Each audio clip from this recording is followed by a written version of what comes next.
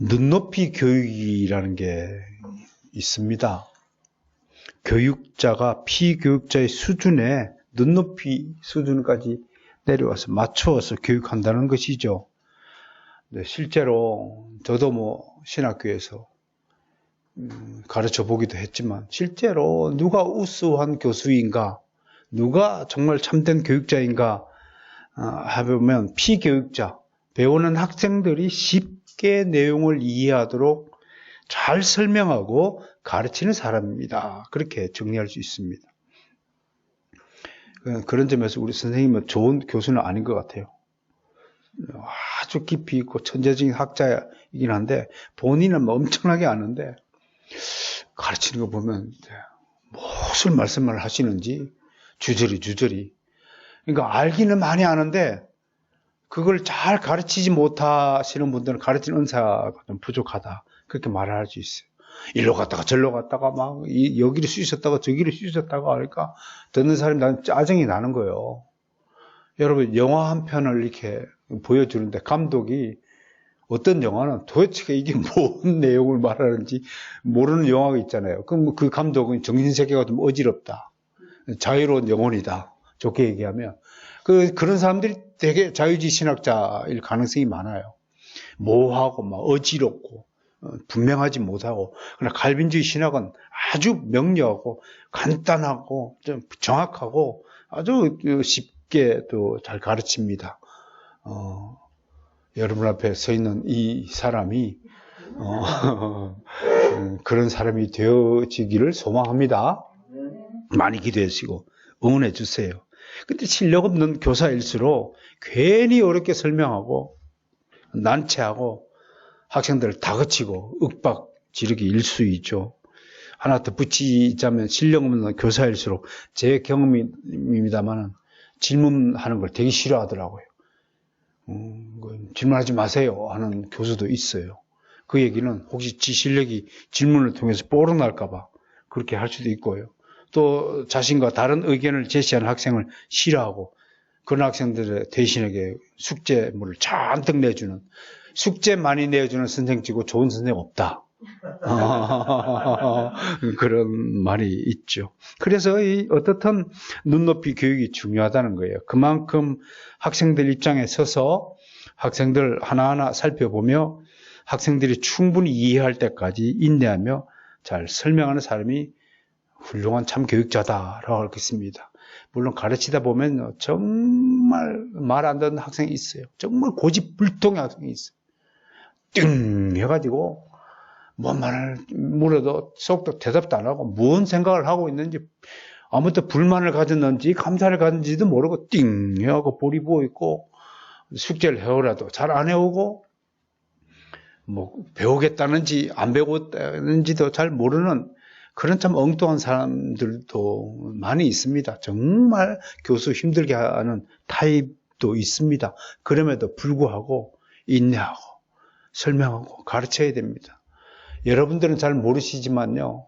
이게 목사들에게 있어서 성도는 정말 대체 불가한 존재들입니다. 이해할 수 없는 성도들이 굉장히 많습니다. 야, 어쩜 저렇게 생각을 할까, 이 문제에 대해서. 그런 사례가 많습니다. 다행스럽게 우리 교회는 그런 성도가 없다는 사실을 너무나 감사를 드립니다. 믿거나 말거나, 아무튼, 믿거나 말거나, 저는 그런 줄로 믿습니다. 그런데 요즘엔 정말 이런 교육자를 보기가 매우 어려운 시절이라서 참 안타깝습니다. 쇠퇴를 보자면 한숨이 나오는데요. 그럼에도 불구하고 우리에게 최고 위로가 무엇이냐면 우리에겐 최고의 교육자이신 예수 그리스도가 계시다고 하는 것입니다. 예수 그리스도의말로 최고의 눈높이 교육자였습니다. 오늘 우리는 교회란 무엇인가를 논할 것입니다. 인간의 입장에서 또는 교육자의 입장에서 가장 설명하기 어려운 부분이 뭐냐면 추상적인 개념을 설명하는 일입니다. 예를 들자면 사랑이 뭐냐 그러면요. 여러분 사랑이 모르는 사람 있을까요? 다 알잖아요. 근데 당신에게 직접 사랑이 뭐냐고 설명해 보라면 어려운 거예요. 왜? 눈에 안 보이는 추상적인 개념이라서 그래요. 각자 사랑은 눈물의 씨앗이라고 얘기할 수도 있겠죠.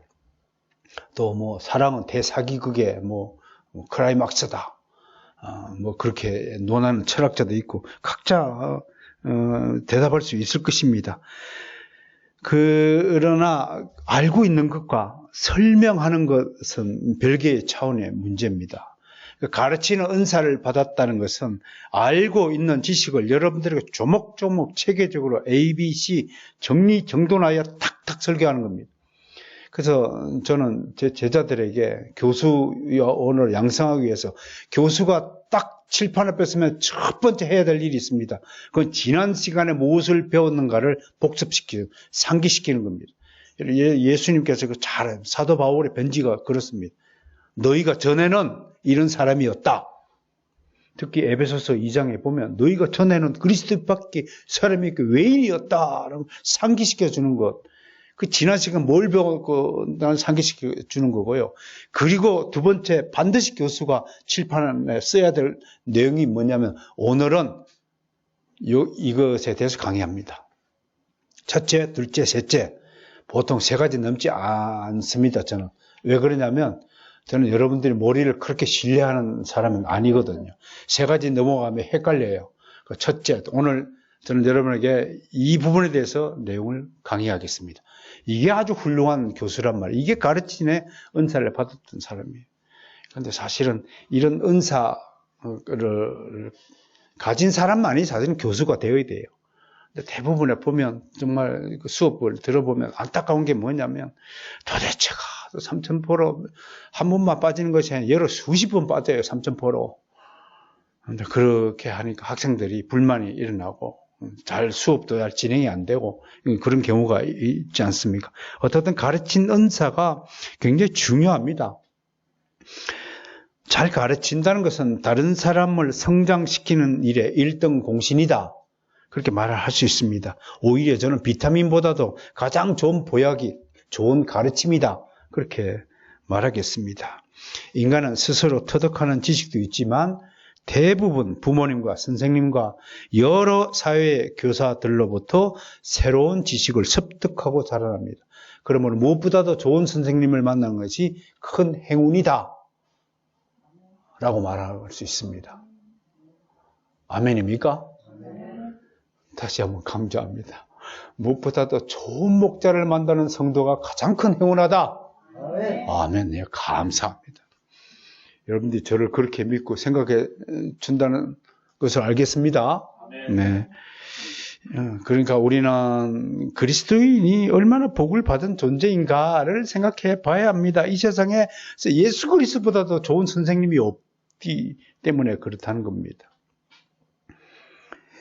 예수님의 가르침이 얼마나 쉽고 정확하면서 동시에 수준 높고 감동적이고 생명의 말씀으로 그 교훈으로 가득 차 있는지 우리는 잘 알고 있습니다. 무엇보다도 주님이 대중을 상대로 풀어내는 쉬운 비유들은 최고의 가르침이다. 저는 그렇게 생각합니다. 그래서 사람들은 주님의 말씀을 들을 때마다 이분의 가르침은 기존 사람들과 뭔가 좀 다르구나. 귀에 쏙쏙 들어오는구나. 이걸 느껴야 됩니다. 가르치는 사람이 학생들에게 그 내용을 귀에 쏙쏙 집어넣지 않는다면 그건 좀 재고해 봐야 됩니다. 다른 사람에게 양보해야 됩니다. 하나 사례, 주님의 여러 교육 중에서 하나의 사례를 든다면 그건 바로 마태복음 5장부터 7장까지 기록되어 있는 산상수훈에 관한 내용들일 것입니다. 한번 쫙 산상수훈의 현장으로 한번 여행을 가볼까요? 한 봄철 어느 좋은 날씨의 한 날이었을 겁니다. 봄날이었을 것입니다. 한 오전쯤 시간을 택해서 주님이 어디에 계시냐면 갈릴리 호수가 바라다 보이는 한 들판 혹은 좀 낮은 산자락 이 정도 생각하면 될 겁니다. 잔디가 쫙 깔려있는 들판을 한번 상상해 보시기를 바랍니다. 그곳에 자리를 딱 잡고 있는데 주님의 발치에는 갑자기 많은 사람들이 모여들기 시작했습니다. 오병이어 보면 한 5천여 명 되지 않았을까 그렇게 추론할 수 있습니다. 주님은 잠시 주변을 둘러보시더니 조용히 입을 열기 시작했습니다. 모든 사람들이 한 사람도 떠드는 사람이 없으니까 주님의 입술에 전부 집중하다 보니까 주님은 절대로 고함을 칠 필요가 없습니다. 여봐라 하고 내 말을 들으라 하고 고함을 칠 필요가 없어요. 너무나 조용해서 파도 소리가 출렁이는 소리가 들릴 정도로 주님의 입술에 사람들이 집중하고 있는 모습입니다. 드디어 그 무리를 향해서 주님이 말씀을 입을 열기 시작했습니다. 그 중에 몇 구절만 얼마나 주님이요 주변 상황을 잘 고려해서 말씀을 적절하게 가르치고 있는지를 한번 봅니다. 마태복음 5장 3절 성경을 한번 펼쳐보세요. 그 중에 대표적인 구절들만 제가 한번 읽어보겠습니다. 이 읽어보는 구절 속에서 여러분들이 이해하지 못하거나 난해한 내용이 있는지 한번 살펴보시기 바랍니다. 자, 눈으로 성경을 보면서 귀로 말씀을 듣습니다. 심령이 가난한 자는 복이 있나니 천국이 그들의 것임이요. 애통하는 자는 복이 있나니 그들이 위로를 받을 것이요. 온유한 자는 복이 있나니 그들이 땅을 기업으로 받을 것이요. 팔복 중에 세 줄만 읽어보죠. 네? 얼마나 잔잔하고 은은하며 세밀한 음성이라는 사실을 느낄 수 있을 것입니다. 이 말씀을 가지고 심령이 가난한 자는 복이 있다 하고 고함을 칠 필요가 있겠습니까? 얼마나 따뜻하고 나지막한 음성으로 말씀하고 있습니까? 14절과 15절을 한번 보세요. 갑자기 주님의 시야에 산 위에 있는 한 동네가 눈에 보인 모양입니다. 그걸 보시고 이렇게 말씀하시는 거예요. 비유의 말씀을 너희는 세상의 빛이라 산 위에 있는 동네가 숨겨지지 못할 것이요. 사람이 등불을 켜서 말 아래에 두지 아니하고 등경 위에 두나니 이러므로 집안 모든 사람에게 미치느니라. 산 위에 있는 동네를 다 버리고 이 비유의 말씀을 꺼내가지고 딱 들으시는 거예요. 얼마나 사람들이 알아듣기 쉬운 비유를 좀 하고 계십니까? 여기 어려운 점이 있습니까? 이해하지 못할 내용이 있나요? 6장 25절 26절 한번 보겠습니다. 주님이 말씀하시는 중간에 아마 하늘에 새들이 날아간 모양입니다.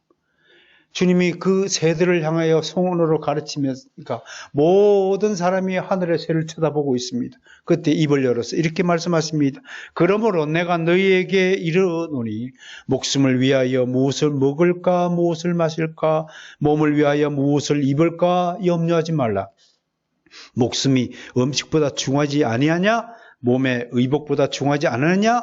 공중의 새를 보라. 심지도 않고 거두지도 않고 창고에 모아두지도 아니하되 너희 하늘 아버지께서 기르시나니 너희는 이것들보다도 귀하지 아니하느냐? 사랑하는 나의 자녀들아, 너희는 공중의 새들보다 훨씬 귀한 존재. 하나님께서 너희를 기르시지 않겠느냐? 그러니 뭘 먹고 입고 사는 문제를 골치 아파하느냐? 돈 떨어지면 어떻게 하지? 응? 사업이 안 되면 어떻게 하지? 이런 염려를 적어도 초월해야만 여러분들이 참 믿음에 서 있다라고 말할 수 있는 것입니다. 여러분, 죽음보다 더 두려운 사실은 없지요. 그런데 여러분 인생에서 여러분들이 미리 죽음을 극복해 있는 상태라면 이 세상의 나머지 것들에 대해서는 아무것도 염려할 것이 없다라는 이 위대한 가르침을 주목하시길 바랍니다. 죽으면 이사 가는 것이다. 제가 수요일에도 그렇게 얘기했어요. 이 동네에서 저 동네로 이사 가는 거다. 이 생에서 저 생으로 이사 가는 거다. 이사 갈 때 한 개도 가져오지 마라. 하나님이 천국에 모든 처소를 다 예배해 드리고 준비하고 있다. 이보다도 더 좋은 말씀, 약속의 말씀이 어디 있습니까? 한 구절 더 읽어보죠. 7장 16절 18절입니다.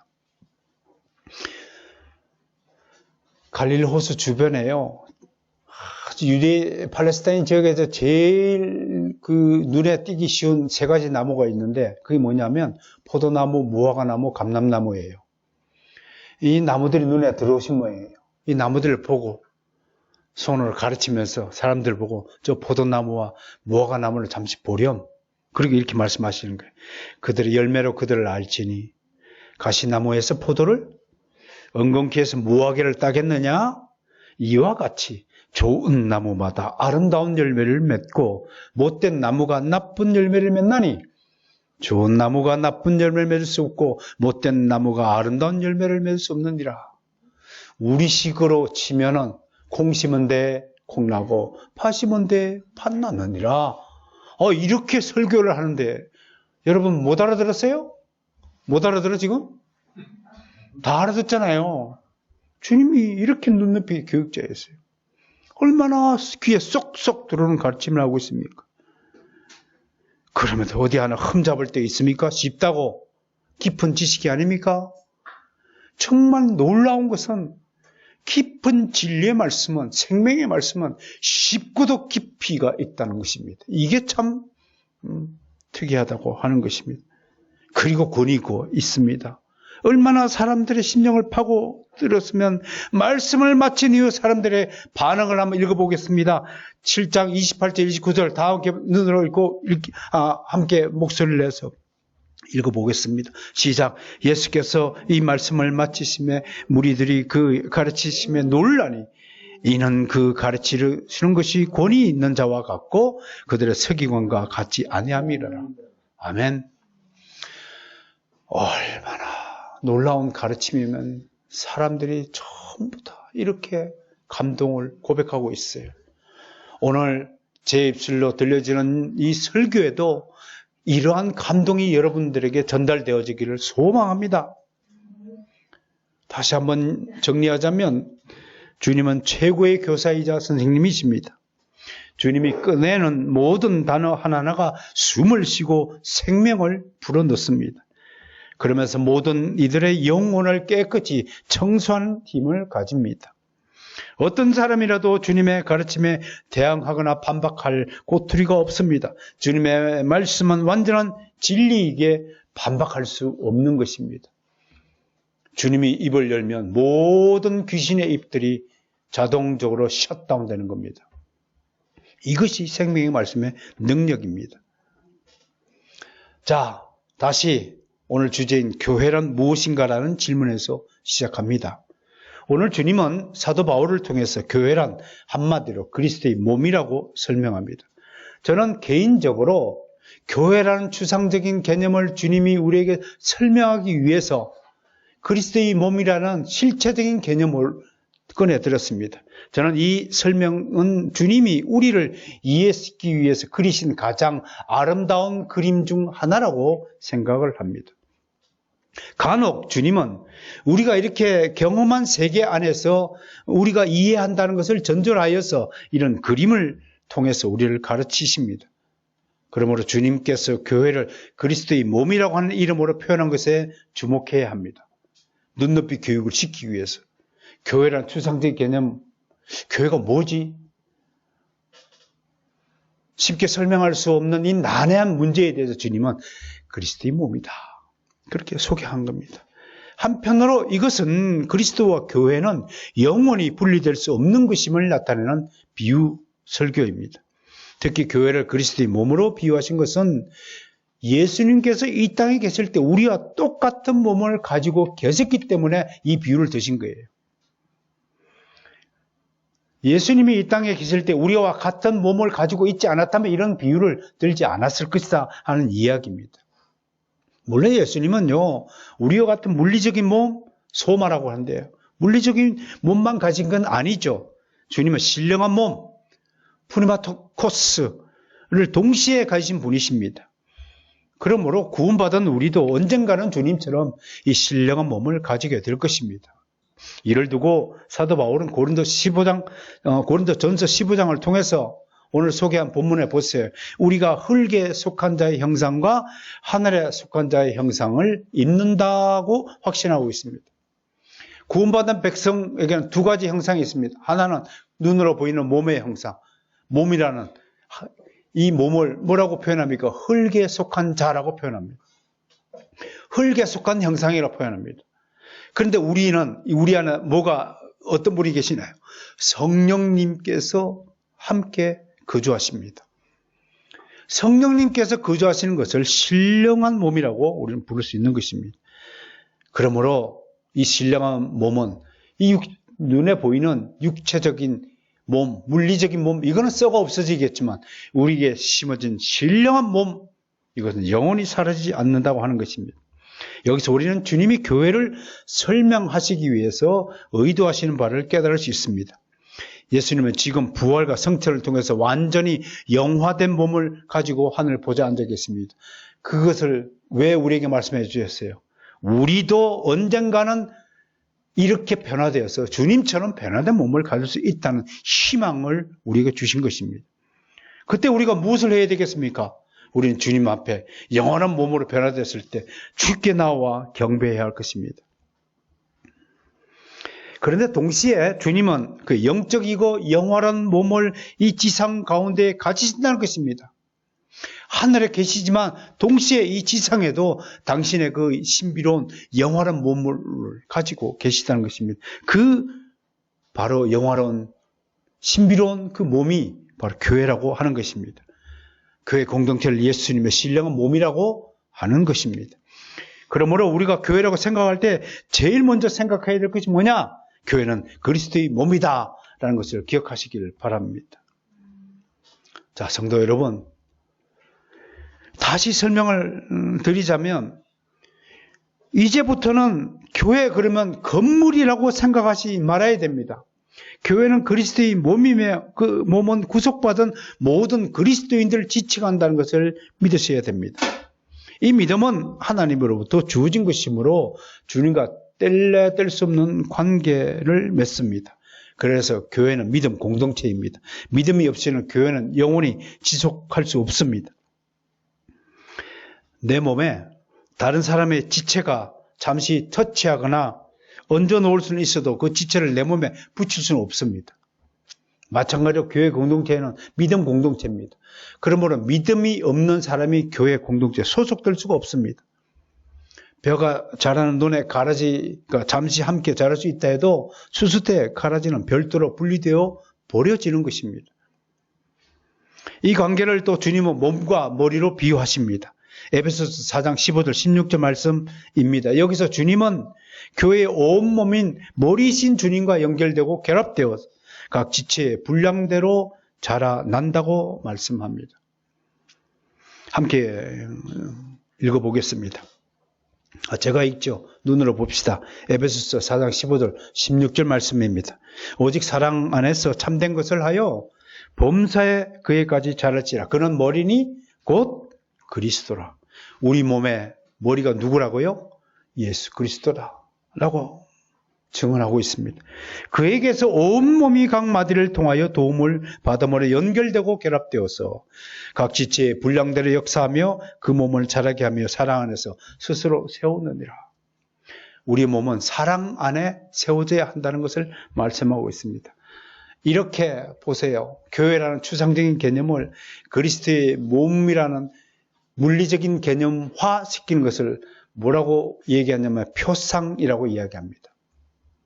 영어로 심볼 혹은 엠블렘 이게 표기할 수 있겠죠. 이런 교육 방식을 통해서 우리는 주님의 섬세하시고 자상하신 모습을 발견하게 되는 것입니다. 그런데 오늘 이 그리스도의 몸이라는 표상에서 오늘 고린도전서 12장을 통해서 몇 가지 교훈을 발견하도록 하겠습니다. 첫째, 오늘 소개한 고린도 12장의 12절을 보면 눈으로 보세요. 몸은 하나인데 많은 지체가 있고 몸의 지체가 많으나 한 몸인 것 같이 그리스도도 그리하니라 라는 말씀입니다. 이 말씀을 통해서 우리는 교회 안에는 참으로 많은 지체들이 있다는 것을 알게 됩니다. 즉 여러 종류의 사람들이 있을 수 있다는 것입니다. 즉 유대인이나 헬라인이나 자유자나 종이나 노예나 나그네나 병자와 약자와 부자와 가난한 자, 많이 배운 자, 적게 배운 사람 등등 각양의 사람들이 교회 안에 포함되었다는 것을 알 수 있습니다. 이런 의미에서 교회는 온 세상 사람들 중 하나님의 은혜의 선물인 믿음을 받은 사람들이 모인 곳임을 알 수 있습니다. 두 번째, 오늘 13절 보세요. 우리가 어떻게 그리스도의 몸에 포함된 지체들이 되었느냐 하면요, 교회로 부름을 받은 모든 사람은 한 성령님의 세례를 받았다 라고 증언합니다. 그리스도인은 하나님의 영이자 예수 그리스도의 영이신 성령의 세례를 받은 사람들입니다. 성령을 세례를 받았다는 것은 다른 말로 성령으로 거듭난 사람들이다 라고 하는 것입니다. 성령으로 거듭났다고 하는 것은 성령님이 이제 그 믿는 자 안에 함께 내주하신다는 뜻입니다. 같은 말입니다. 사도 바울은 이 사실을 보다 명확하게 하기 위해서 다음에 선언을 분명히 선포합니다. 늘 제가 여러분에게 강조하는 구절입니다.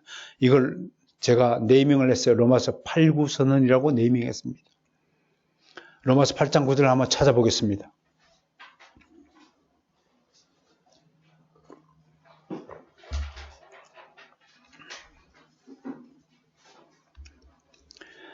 시작. 만일 너희 속에 하나님의 영이 거하시면 너희가 육신에 있지 아니하고 영에 있나니 누구든지 그리스도의 영이 없으면 그리스도의 사람이 아니라. 다시 한번 읽습니다. 중요합니다. 당신이 그리스도인이냐 그리스도인이 아니냐를 판가름하는 중요한 표준적 기준이 성령이 당신 안에 계시느냐 계시지 않느냐로 판가름 난다는 것을 말씀합니다. 다시 한번 읽습니다. 시작. 만일 너희 속에 하나님의 영이 거하시면 너희가 육신에 있지 아니하고 영에 있나니 누구든지 그리스도의 영이 없으면 그리스도의 사람이 아니라. 하나님의 영, 그리스도의 영을 다른 말로 성령님이라고 우리는 호칭합니다. 여러분들이 예수 그리스도를 믿는다고 고백했을 때는 성령님께서 반드시 여러분에게 속에서 그 믿음의 고백을 하신다는 사실을 믿으시길 바랍니다. 내 생각으로, 내 마음으로, 내 입술로 고백했는데 뭔 소리입니까? 내가 했는데 어떻게 성령님이 하십니까? 라고 생각하는 오산입니다. 당신의 입술을 통하여 그렇게 고백하도록 만드신 분이 우리 안에 함께 임마누엘 하나님 오신 성령님으로 말미암아 그런 일이 일어났다는 사실을 믿으시기를 바랍니다. 그리고 13절 하반부를 보세요. 오늘 보면은 또 다 한 성령을 마시게 하였느니라 라고 구절을 소개하고 있습니다. 이 말은 우리 안에 성령님이 충만하게 임하여 있다는 것입니다. 동시에 이 말은요, 한 성령님을 마셨다라는 것은 예수님과 신비한 연합을 가지게 되었다라고 신학적으로 해설을 하는 것입니다. 이 말을 기억해야 됩니다. 한 사람의 그리스도인이 예수님과 이 신비한 연합이 없다면 그는 예수님과 무관한 자다라고 하는 것입니다. 아무리 겉으로는 수도꼭지를 달고 있어도 수도관이 연결되지 않고 수도관이 저 수원지하고 연결되지 않으면 아무리 수도꼭지 들어도 수도물 나오지 않습니다. 마찬가지로 그리스도와 연결되지 않았다면 그는 교회의 일원으로서 모든 하늘의 언덕을 공급받지 못하는 아주 불쌍한 자일 것입니다. 어찌어찌 하다가 누구누구 옆 사람의 권유나 체면 때문에 교회당에 나와서 예배에 참석하고 노래 부르고 하는 것 같지만 머릿속은 딴 생각으로 가득 차 있다면 그런 예수님의 지금 하늘로부터 여러분들에게 엄청난 하늘의 보화를 지금 쏟아붓고 있습니다. 눈에 보이시죠?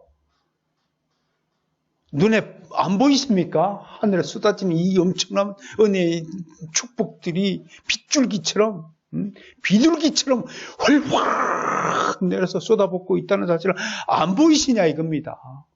이렇게 쏟아붓고 있는데 딴짓하고 있어요. 혹시 하일이 지금 게임방에 와가지고 게임의 세계를 훑고 여행하고 있지 않나요? 옛날에는 그랬어요, 우리 하일이가. 지금은 아니 그런 줄로 믿습니다. 이 귀한 시간에 엉뚱한 시간을 하더니 그건 예수님하고 관계가 연결되지 않았어요. 예수님하고 연결되었다면 조금도 딴짓 못해요. 좋은도 진짜라요. 진짜라요. 아까 오전에 교리 시간에도 제가 오랜만에 은혜를 나눴습니다만 저희 진짜 중고등학교 시절 때는요. 얼마나 이게 뜨거웠으면 교회 제일 먼저 일찍 가기 했어요.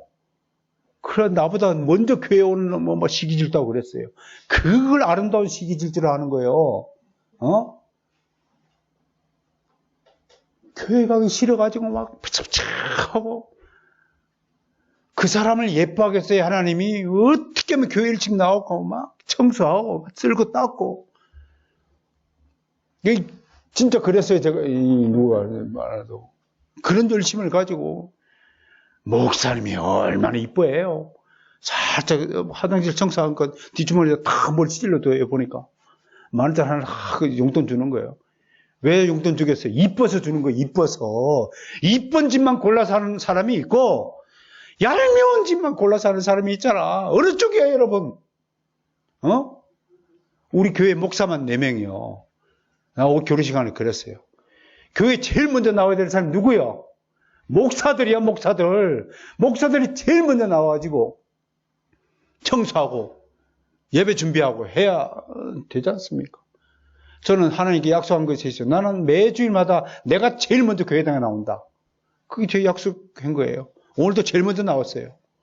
지난주도 제일 먼저 나왔고 지지난주도 제일 먼저 나왔고 그게 단순한 얘기 같죠? 아니에요. 하나님 대한 즐거움이에요. 즐거움, 기쁨이에요. 답이 없는 거 보니까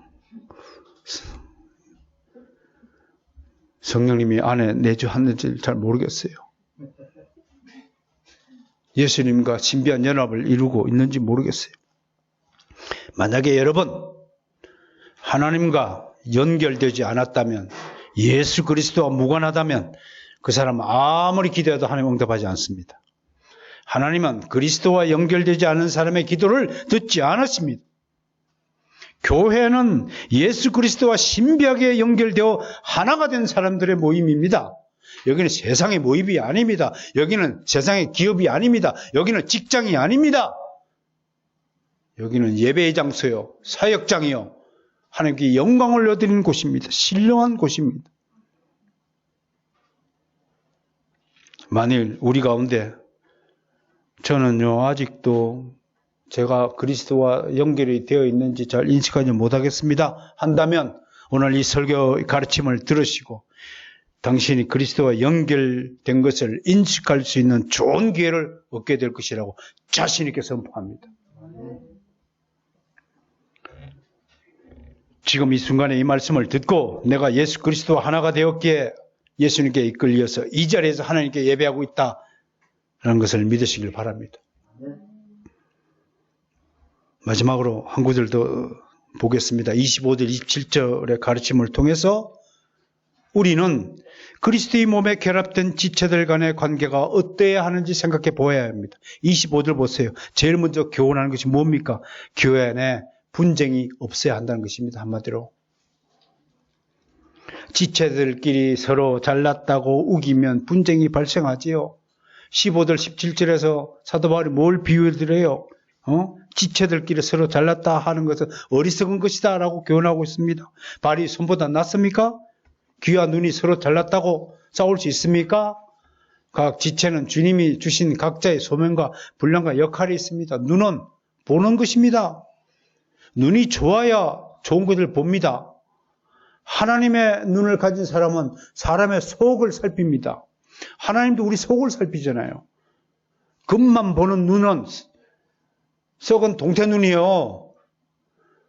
숨겨진 본질을 볼 수 있는 핵심을 파악하는 눈을 가지시기를 주님 축복합니다. 그 눈이 가져야 되는 겁니다. 하나님 눈을 가져야 됩니다. 귀는 뭐 하는 기능이냐면 듣는 기능이에요. 귀에 주셨느냐? 다른 소리보다도 하나님의 음성을 들으라고 귀를 주신 거예요. 그게 귀를 지어주신 목적이에요. 올해 들어서 제가 제 책상 위에다가 2층 득심 사자성어를 탁 써서 박아놨어요. 들음으로써 사람의 마음을 얻는다.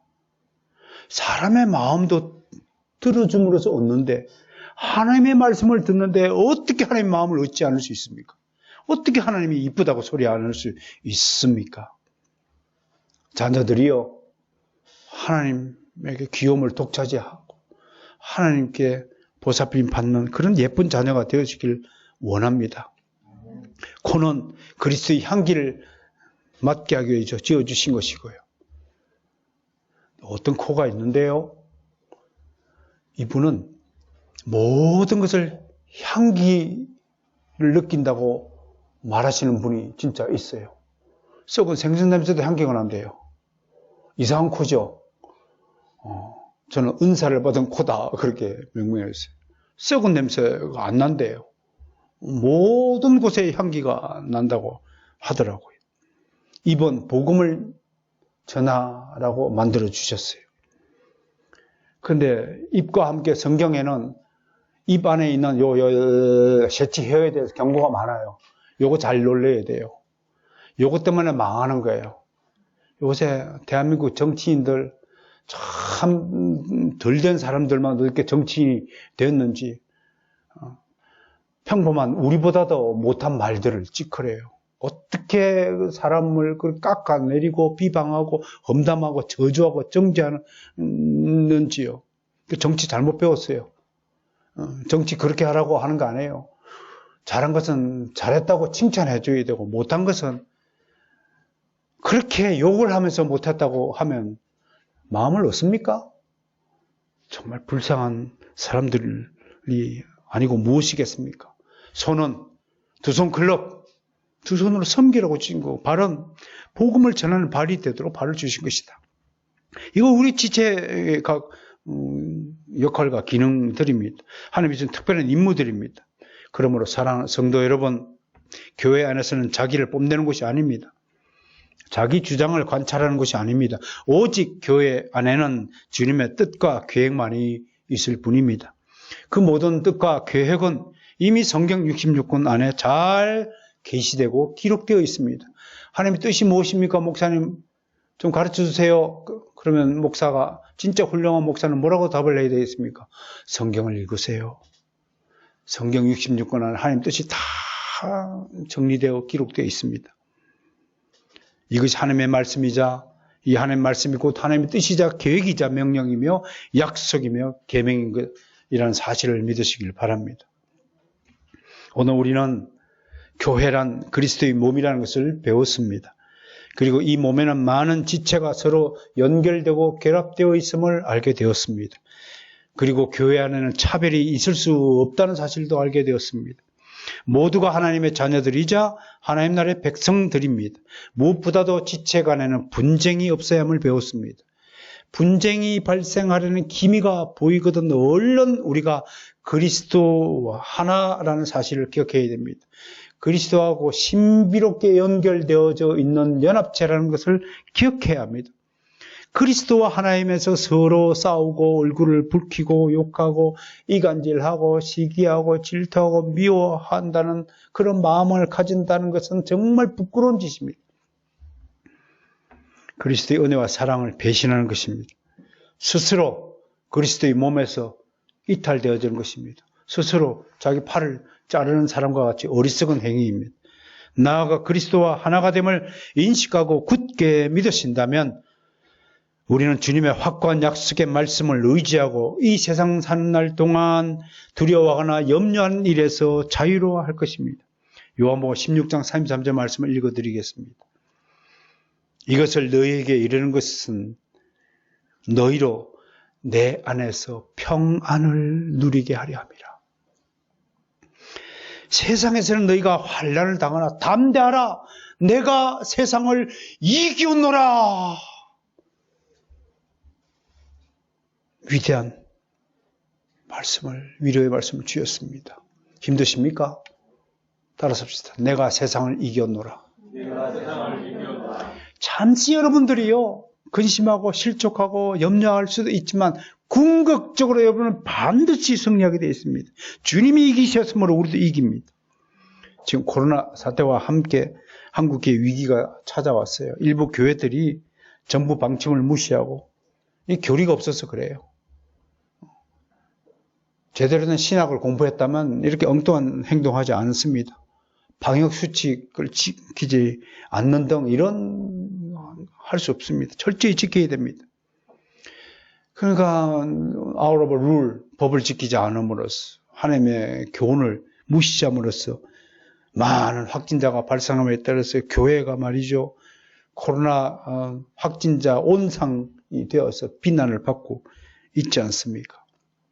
그러나 진짜 그리스도인이시라면 나타나는 현상에 쫄아들 것이 아니라 이 사건을 통해서 배후에 계신 우리 하나님께서 우리에게 무엇을 원하시는가 그걸 기억하셔야 된다는 것을 강조하는 것입니다. 그게 뭘까요? 저는 수차에 걸쳐서 미디어 신문 지상을 통해서 제 글을 발표한 바가 있습니다. 그건 하나입니다. 우리 모두 하나님 앞에 회개해야 합니다. 불평, 불만을 터뜨릴 때가 아니라 우리가 세상의 소금과 빛의 역할과 사명을 진정으로 다했는가? 우리는 하나님의 백성으로서 정말 부끄러운 삶을 살지 않았는가? 스스로 성찰하고 반성하고 회개하고 세상 앞에 나가고 좀 더 한국, 우리 자랑스러운 우리 조국 대한민국과 우리 민족을 더 사랑한 일에 매진하겠다고 다짐하는 그런 발표를 해야지. 어디서 삿대질을 하고 광화문에 모여하고 침을 튀기고 두 주먹을 흔들고 한단 말입니까? 그런 작자들이 그리스도인이라고 하는 것은 성경에도 없고 하나님 나라도 없다는 사실을 분명히 인식하고 다시 한번 하나님 앞에 무릎을 꿇고 회개할 것입니다. 교회 안에 세상의 과학과 문명과 세상적인 방식을 끌어들이는 것은 곰팡이를 키우는 일과 마찬가지다. 주님은 지금도 교회를 통해서 하나님 나라의 복음을 전파하십니다. 여기서 분명히 알아야 될 게 있습니다.